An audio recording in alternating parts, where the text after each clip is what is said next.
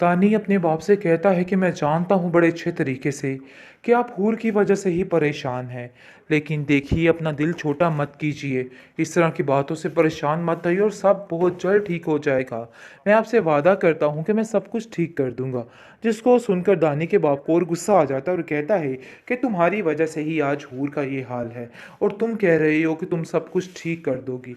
आखिर कैसे ये सब कुछ ठीक होगा? मुझे तो कुछ समझ नहीं आ रही है। तुम्हारी हरकतें खुद ठीक होने वाली हैं और तुम बात कर रहे हो कि तुम हूर का रिश्ता बचा लोगे। जिस पर वो कहता है कि नहीं, आप शायद मेरी बात नहीं समझ रहे। ये जो कुछ भी हुआ था, इन सब चीज़ों में मेरा कोई भी कसूर नहीं था। मैं आपको समझा समझा के थक गया था, लेकिन आपको शायद मेरी बात समझ ही नहीं आई और आपको ऐसा लग रहा था कि जैसे मैं ही झूठ बोल रहा हूँ। बहरहाल जी, आप देखेंगे कि काफ़ी ज़्यादा हूर परेशान हो चुकी है, क्योंकि हूर को समझ आ गई है कि नहीं भाई, मामला जो है वो यहाँ पे काफ़ी ज़्यादा संगीन हो चुका है और कुछ ना कुछ तो है जो काफ़ी बड़ी गड़बड़ है।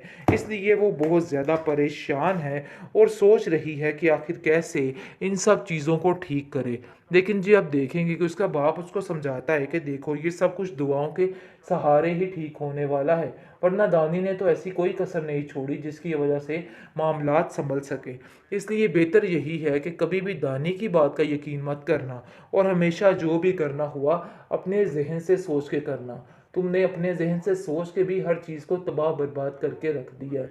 उसकी माँ कहती है कि आखिर दानी आप लोगों से हर चीज़ की माफ़ी मांग तो चुका है, लेकिन फिर भी शायद आप लोगों को उसकी समझ नहीं आ रही और आप लोग उसी के खिलाफ दर बातें कर रहे हैं। बस कर दीजिए उसके बारे में ये सारी बातें करनी। आखिर कब तक ये सारा माजरा ऐसे ही चलता रहेगा? मुझे तो कुछ समझ नहीं आ रही कि आप लोग क्या करना चाह रहे हैं। उस बेचारे की जान छोड़ दीजिए। यानी कि उसकी माँ कह रही है कि मुझे यकीन है कि मेरा बेटा अब झूठ नहीं बोल रहा है, लेकिन फिर भी आप लोगों को लगता है कि उसकी हर बात झूठी है। हूर कहती है कि मुझे अपने भाई पे पूरा यकीन है।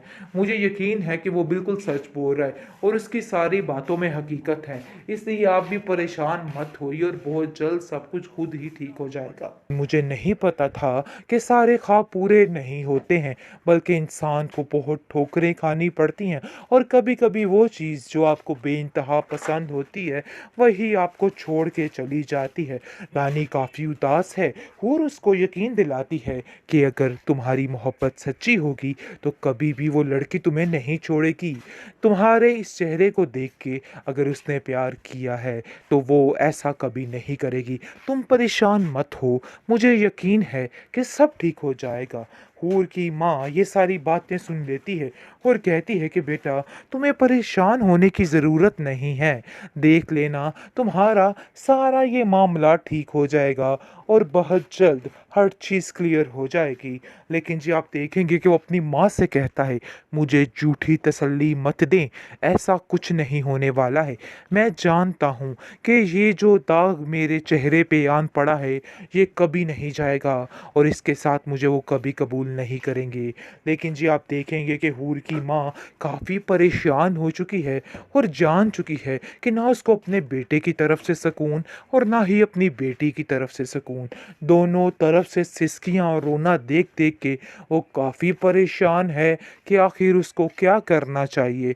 लेकिन क्या करे आखिर वो खुद नहीं समझ पा रही कि उसको अब क्या करना है और क्या नहीं करना। इस टेंशन ने उसको बहुत ज़्यादा परेशान कर रखा है और सोच में मुब्तला कर दिया है कि कैसे ये सब कुछ ठीक होगा, ये सारा माजरा किस तरीके से अपने टाइम पे आएगा।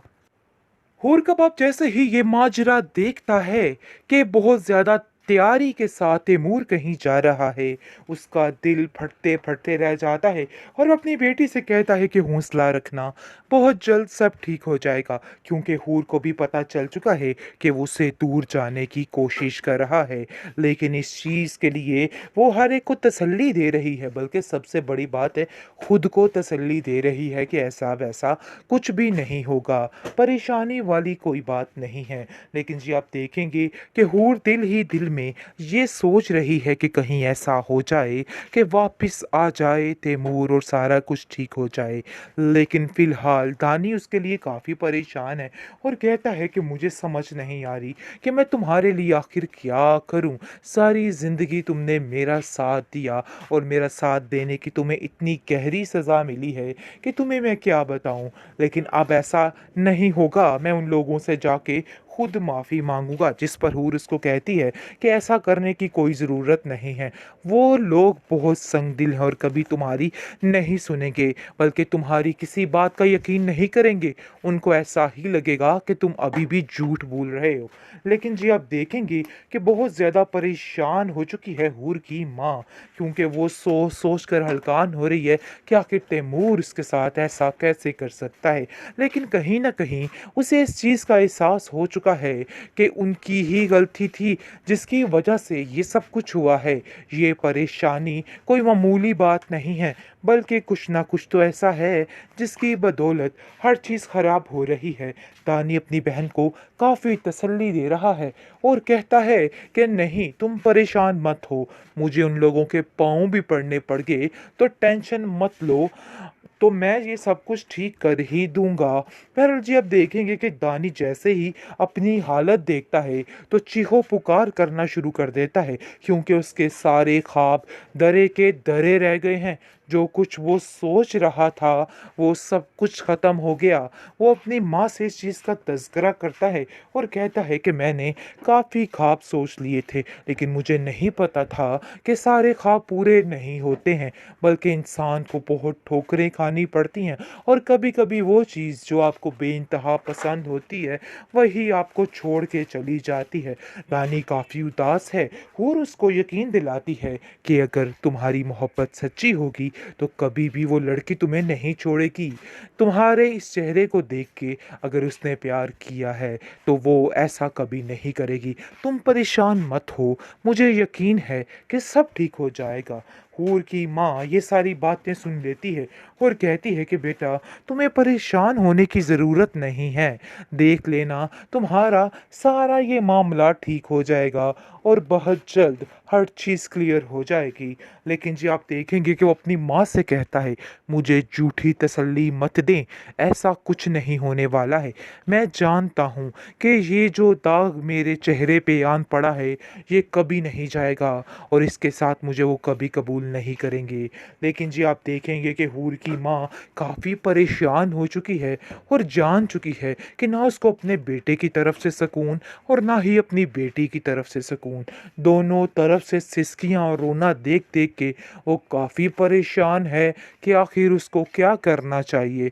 लेकिन क्या करे आखिर वो खुद नहीं समझ पा रही कि उसको अब क्या करना है और क्या नहीं करना। इस टेंशन ने उसको बहुत ज़्यादा परेशान कर रखा है और सोच में मुब्तला कर दिया है कि कैसे ये सब कुछ ठीक होगा, ये सारा माजरा किस तरीके से अपने टाइम पे आएगा।